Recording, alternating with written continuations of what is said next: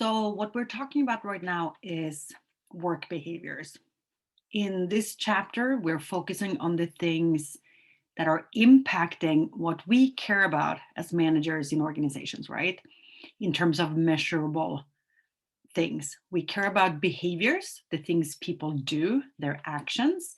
And in other chapters, in other videos for this chapter, rather, we talk about attitudes. Those are things such as commitment, loyalty, engagement, satisfaction, right? So those are the attitudes.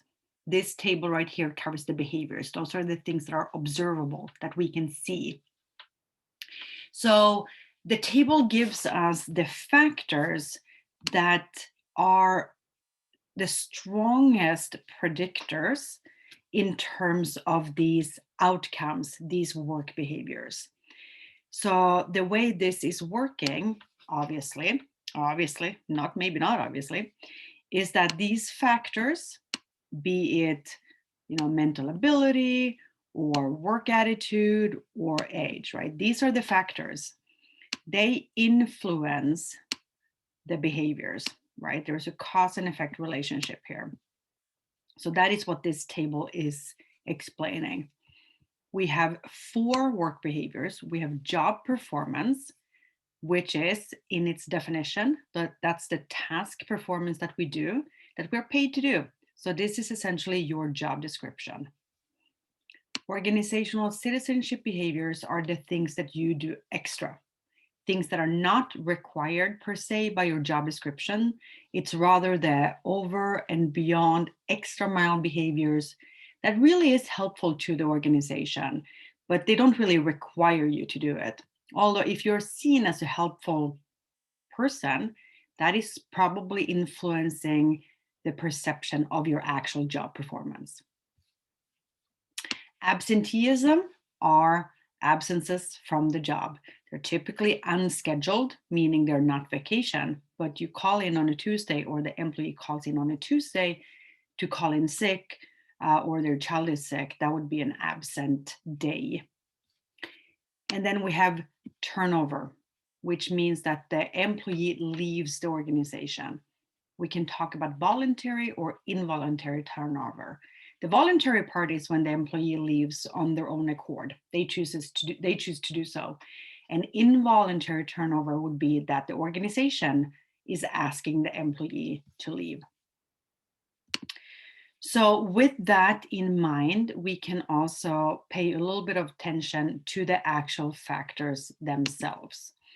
So if we start with job performance, we go from the top to the bottom, meaning that the factors listed up on top are stronger predictors than the ones towards the bottom.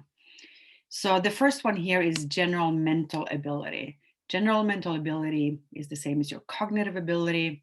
Sometimes we call that IQ. Sometimes we call that G, if you will, reasoning, math, writing, etc.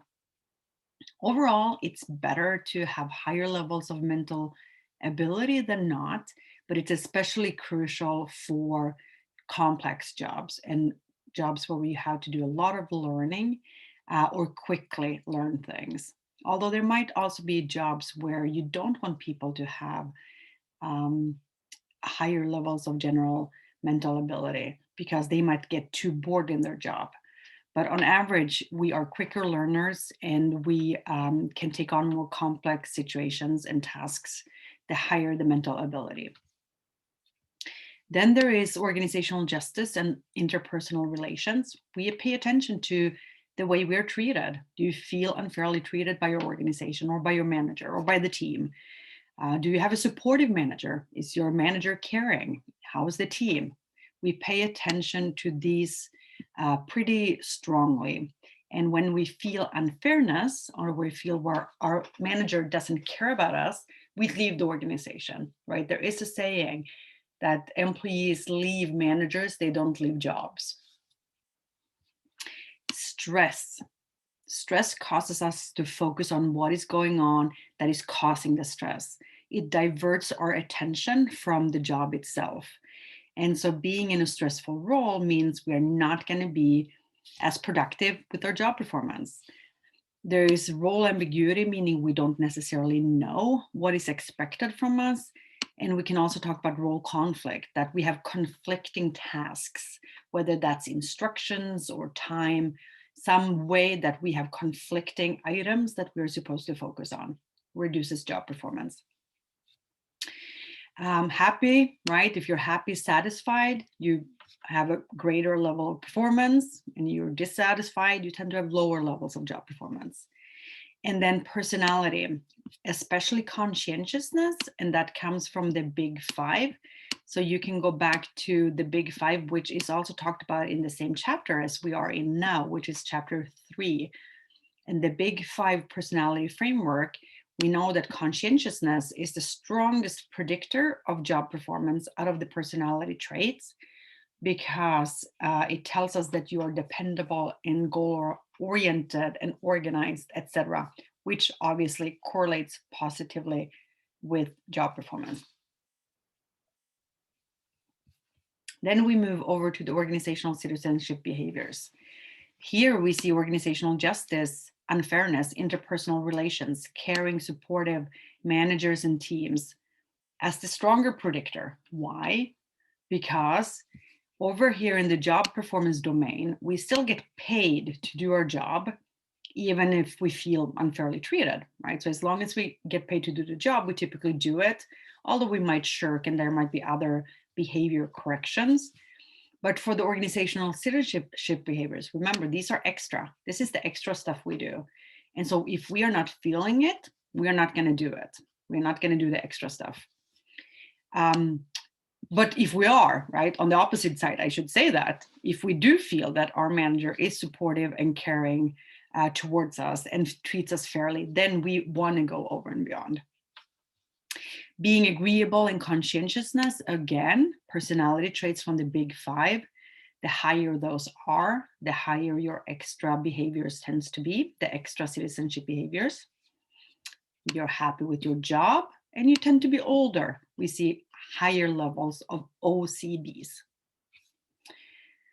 Absenteeism is maybe a little bit of a different mode or category, I can say. And so let me just go find a different color here. I'm not sure why it's so hard for me to pick colors today. But absenteeism and turnover, it means that people don't show up to work, right? So whereas our first two categories were essentially the job that they're doing, for absenteeism and turnover, it's the work that they're not doing because they're not there, right? And so we would expect to have different predictors. People with health problems, or if they have family members with health problems that they're taking care of. Work-life balance issues, is there daycare? Do they have other caregiving responsibilities?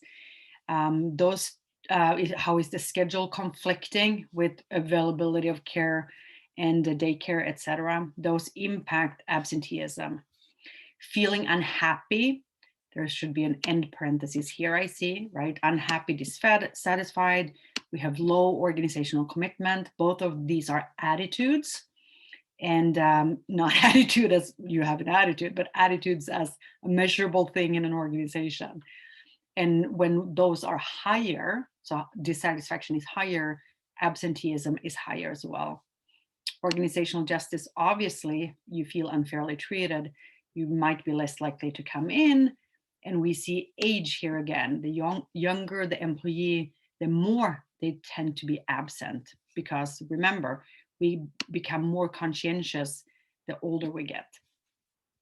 Okay, when do we leave the organization? Well, if we're not doing so well with our performance, we tend to leave.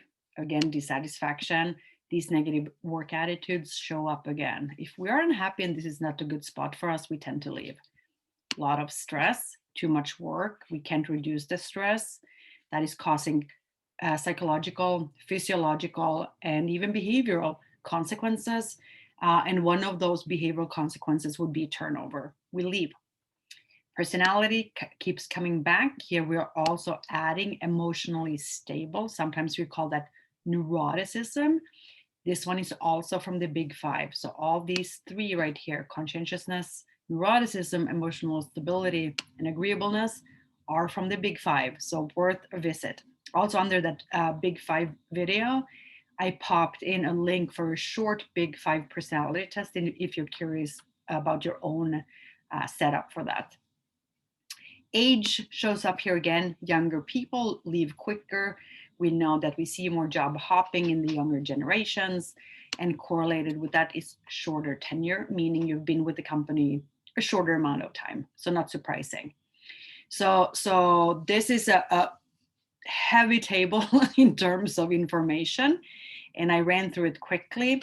And also, if you're interested in thinking more about this table, here are some discussion questions that I think could be useful for you to work through on your own. So why don't you, nope, didn't mean to go there, meant to grab my pen. The difference between job performance and OCBs, in your own words, what would you say that they are? And how would you improve somebody's performance, their task performance? But how would you increase their citizenship behaviors? Two different things with two different sets of drivers. What is it that you need, and how can you get that as a manager? Are citizenship behaviors always beneficial? Can you think of some that are not helpful for the organization? Looking at job performance again, how do we hire the best people? What are you searching for in that hiring process, given what you're hoping to get from them in their task performance? Why are people not showing up for work? And is there anything we can do to fix that or to help with that? And the last question is, how do you feel about turnover measures being linked to manager bonuses or evaluations? In some companies, we see that if you keep turnover low as a manager, you are rewarded. Is that a good thing or is that a bad thing? All right, with that, I think we are finished for this one, and I'll see you back for the next one. Take care.